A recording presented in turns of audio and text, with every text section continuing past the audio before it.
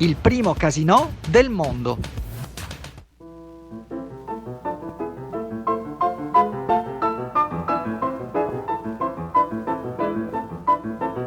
Nel 1638 il nobile Marco Dandolo fu autorizzato ad aprire in Calle Valaresso un ridotto grande, ovvero una casa da gioco pubblica, dove potessero ritrovarsi tutte quelle persone di ogni ceto sociale, vi si entrava solo mascherati, dedite al gioco d'azzardo, fino ad allora proibito o malamente regolamentato. Oggi il ridotto e le sale circostanti esistono ancora.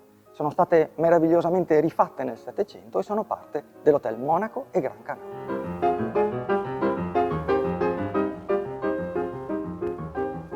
Può così diventare un bel gioco, immaginarsi nei panni di Giacomo Casanova o di Carlo Goldoni, assidui frequentatori di questi locali, e spingersi oltre con la fantasia fino a vedere i tavoli da gioco gestiti dai Barnabotti, i nobili decaduti.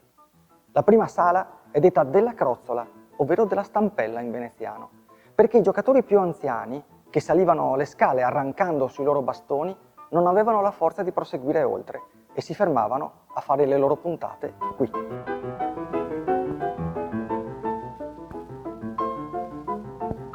Il ridotto divenne il luogo simbolo della mondanità e del lato più cosmopolita del carnevale veneziano.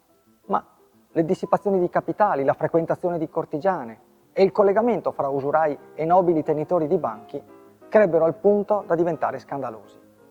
Per questo, il 27 novembre 1774, il Consiglio dei Dieci ne decretò la definitiva chiusura.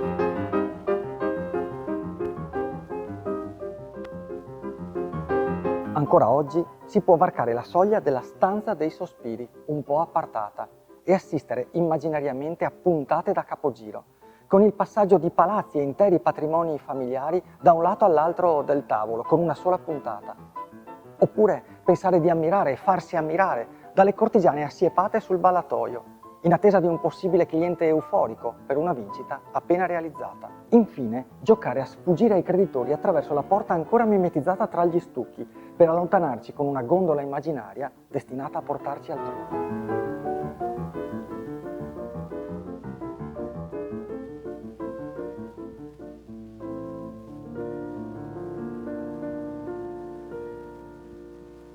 Ti è piaciuto questo video? Metti il mi piace su Venezia in un minuto e invita i tuoi amici a farlo.